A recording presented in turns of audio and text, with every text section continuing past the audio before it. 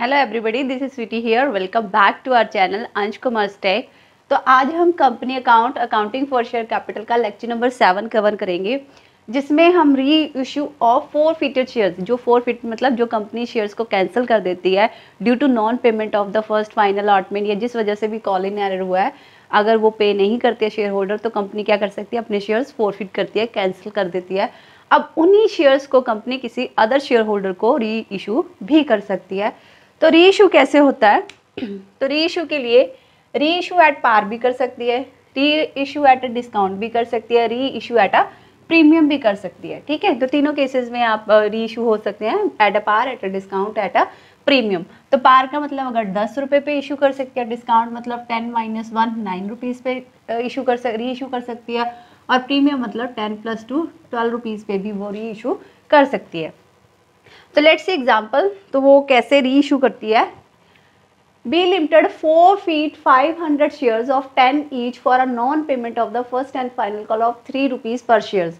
एक B limited है जिन्होंने 500 शेयर फोरफिट किए हैं और 10 रुपये की पूरी शेयर की वैल्यू है, फेस वैल्यू, और नॉन पेमेंट मतलब call in arrear first call का हुआ 3 रुपये का, and the final call of 2 per share yet to be made, मतलब ये कॉल्ड अप नहीं किया गया है, and all the forfeited shares were reissue. यहाँ पे मैंने डबल अंडरलाइन किया, इसका मतलब क्या है कि यहाँ पे 500 जितने शेयर फोरफिट हो रहे थे वो सारे के सारे शेयर री इशू भी हो रहे हैं। तो देखते हैं एंट्री कैसे आएगी। सबसे पहले हम फोरफिट की जनरल एंट्री पास करते हैं। तो जैसे कि मैंने बताया कि फोरफिट करने से पहले हमें कॉल्ड अप वैल्यू ढूंढनी चाहिए। तो कॉल्ड अप वैल्यू जैसे फेस वैल्यू 10 रुपये की थी और not yet to be made, मतलब अभी कौन सी कॉल नहीं मंगवाई, फाइनल कॉल, मतलब कॉल्ड अप कितना है 8 रुपीज़ से। तो एंट्री पास करते हैं। Share capital account debit to first call to forfeit shares.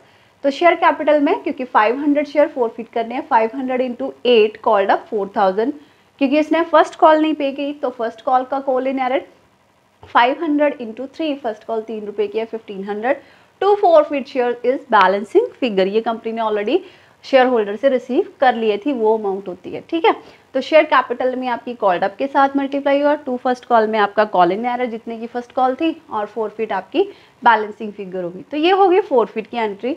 अब इन्हीं शेयर्स को कंपनी री इशू कर रही है, और कैसे कर रही है, केस नंबर 1 लिया इसी के साथ। इफ द शेयर्स आर री इशूड फॉर 9 पर शेयर्स ₹8 कॉल्ड अप, कि री इशू 9 रुपीज़ पे हो रहे हैं लेकिन कॉल्ड अप हमारी कितनी है 8 रुपीज़ की। तो कैसे करेंगे, री इशू की एंट्री इशू की तरह ही होती है, bank account debit to share capital.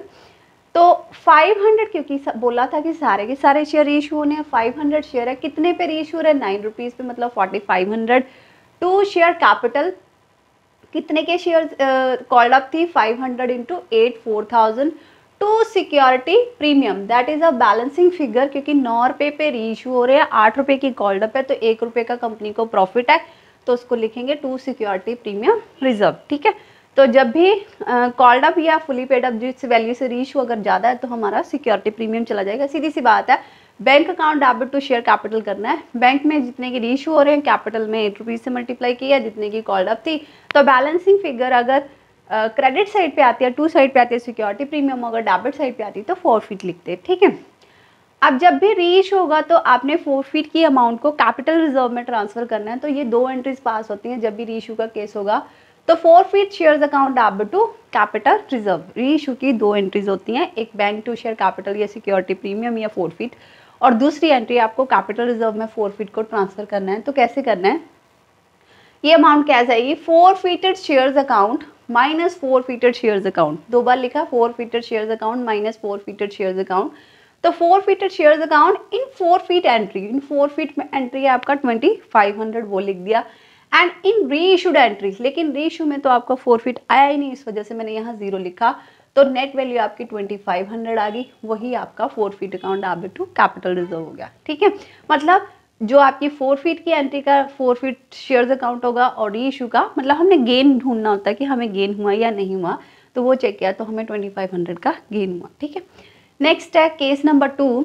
If the shares, कि यही वाले शेयर्स री इशू हो रहे हैं ₹8 पर share fully paid up. Fully paid up का मतलब जब भी लिखा हो तो हमने फेस वैल्यू लेनी होती है, मतलब 10 रुपये पूरे मंगवाए हैं, तो बैंक अकाउंट डेबिट, लेकिन पेड अप कितने हुए हैं 8 रुपये, री इशू हुआ 8 रुपये पे 4000 टू शेयर कैपिटल 10 रुपये से 5000, तो बैलेंसिंग फिगर आपकी आ गई 1000, जिसको डेबिट साइड पे आने की वजह से क्या लिख रहे हैं हम, इसको डेबिट साइड आने की वजह से लिख रहे हैं फॉरफिट शेयर्स अकाउंट। ठीक है, ये लॉस हो गया कंपनी का, क्योंकि कंपनी ने 5000 के शेयर्स के बदले में 4000 रिसीव किया, तो 1000 का लॉस हुआ, जिसको फॉरफिट शेयर्स लिखेंगे।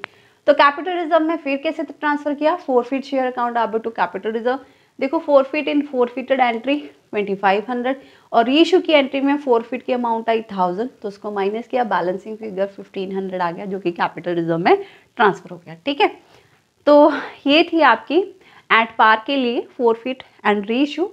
ये मैंने आपको प्रीमियम के साथ भी बता दिया, और ये आपका फॉरफिट मतलब डिस्काउंट के साथ भी होगा। हम डिस्काउंट नहीं लिख के फॉरफिट शेयर्स लिखते हैं। ठीक, ABC लिमिटेड नेक्स्ट है, when all the forfeited shares are not issued, मतलब यहाँ पे 500 शेयर्स, इस क्वेश्चन में 500 शेयर्स थे, सारे के सारे रीइश्यू हुए। यहाँ पे हम सारे के सारे शेयर रीइश्यू नहीं कर रहे हैं, यहाँ पे हम सारे के सारे रीइश्यू नहीं कर रहे हैं। ABC limited forfeit 150 equity share eight 10 rupees issued at a premium 5 rupees, मतलब 10 रुपये का शेयर है, 5 रुपये का प्रीमियम है, 15 रुपये का शेयर है आपका। For a non payment of allotment 8 rupees, 8 rupees की आपकी अलॉटमेंट नहीं मिल रही और उसमें प्रीमियम इंक्लूड है। अगर 8 रुपीज़ की आपकी अलॉटमेंट है तो इसका मतलब 5 रुपीज़ का तो प्रीमियम ही है, 3 रुपये की आपकी अलॉटमेंट है। ठीक है, सिक्योरिटी प्रीमियम 5 रुपीज़ का। उसके बाद है, वैसे लिखा भी हुआ प्रीमियम 5 रुपये का, तो 3 रुपये की अलॉटमेंट बनी। All the first call of 2 and the first call of ₹2 per share and final call of 3 पर शेयर्स, मतलब तीनों चीज़ें पे नहीं हुई, अलॉटमेंट भी नहीं दी, फर्स्ट कॉल भी नहीं दी और फाइनल कॉल भी नहीं दी है। और एक चीज़ और ध्यान में आया, अलॉटमेंट में हमारा सिक्योरिटी प्रीमियम था और सिक्योरिटी प्रीमियम कंपनी को रिसीव नहीं हुआ है, तो ये भी ध्यान में रखना है कि हमें प्रीमियम भी डेबिट करना पड़ेगा।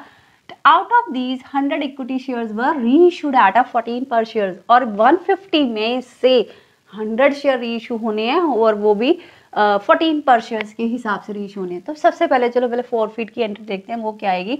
तो फॉरफिट की एंट्री के लिए सबसे पहले हमें कॉल्ड अप मनी ढूंढनी पड़ती है, तो यहाँ पे सारा ही मंगवाया, application allotment first and final call ₹10 excluding security premium. जैसे मैंने बताया 10 रुपये का शेयर है, 5 रुपये का प्रीमियम, प्रीमियम नहीं लेना हमें, सिर्फ फीस वैल्यू लेनी है। तो कॉल्ड अप 10 रुपये की होगी। फॉरफिट की entry share capital account debit 150 share है, 10 रुपीज़ की कॉल्ड अप है 1500, क्योंकि क्वेश्चन में प्रीमियम था और प्रीमियम अलॉटमेंट के साथ था और अलॉटमेंट भी कॉल इन एरर में गई है, इस वजह से कंपनी का प्रीमियम का लॉस हो गया, तो वो भी डेबिट हुआ। 150 इंटू 5 रुपीज़ का प्रीमियम। और क्या नहीं मिला कंपनी को, अलॉटमेंट नहीं मिली, फर्स्ट कॉल नहीं मिली, फाइनल कॉल नहीं मिली।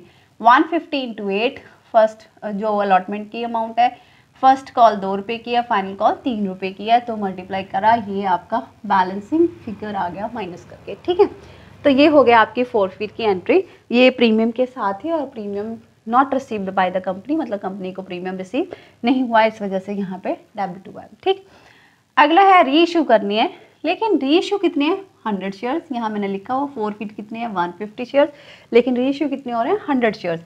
तो रीइश्यू की एंट्री जैसे डालते हैं वैसे डालते हैं, bank account debit to share capital, reissue हो रहे हैं 14 रुपीज़ से, लेकिन जो अमाउंट मतलब रीइश्यू 14 से हुए हैं, कुछ भी नहीं लिखा कि क्या कॉल्ड अप पेड अप, कुछ नहीं लिखा, तो हम उसको फेस वैल्यू ही मानते हैं। तो शेयर कैपिटल इस वजह से फेस वैल्यू मतलब 10 रुपये से मल्टीप्लाई 1000 हो गया। तो बैलेंसिंग फिगर क्रेडिट साइड पे आया, मतलब सिक्योरिटी प्रीमियम रिजर्व। और वैसे भी समझ आ रहा है कि 10 रुपये के शेयर को अगर कंपनी 4 रुपये पे करती, 14 रुपये पे करती है, तो 4 रुपये का हमारा सिक्योरिटी प्रीमियम बनता है। तो टू सिक्योरिटी प्रीमियम 400 रुपीज़।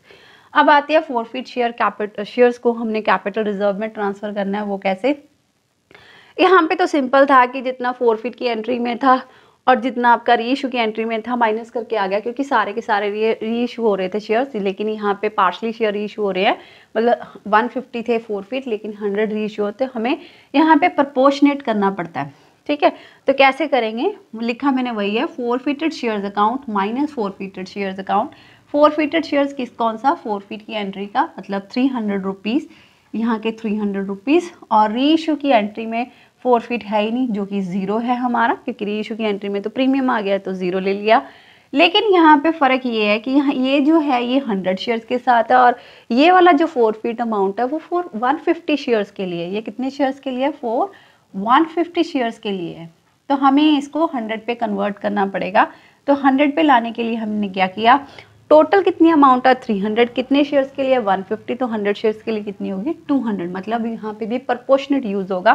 तो 200 माइनस 0 200, तो ये आपका forfeit shares account debit to capital reserve 200 का। ये इंपॉर्टेंट पॉइंट है, ये बड़े क्वेश्चन में भी आपको प्रोपोर्शनेट के साथ ही पूछेंगे कि सारे शेयर इशू नहीं हो रहे हैं, तब आपने जब ये कैपिटल रिजर्व की निकालनी है तो याद रखना है कि आपने जो फॉरफिट की एंट्री होती है उसके फॉरफिटेड शेयर्स को आपने प्रोपोर्शनेट करना होता है, ठीक है। बाकी तो सेम ही है, उतनी शेयर इशू है माइनस करेंगे तो आपका ये कैपिटल रिजर्व की एंट्री आ जाएगी। तो ये था आपका आज का टॉपिक, रीइश्यू फॉरफिटेड शेयर्स। तो नेक्स्ट हम अदर देन कंसिडरेशन रीइश्यू जो होता है वो टॉपिक कवर करेंगे। So if you like our videos please continue with us and subscribe our channel. Thank you.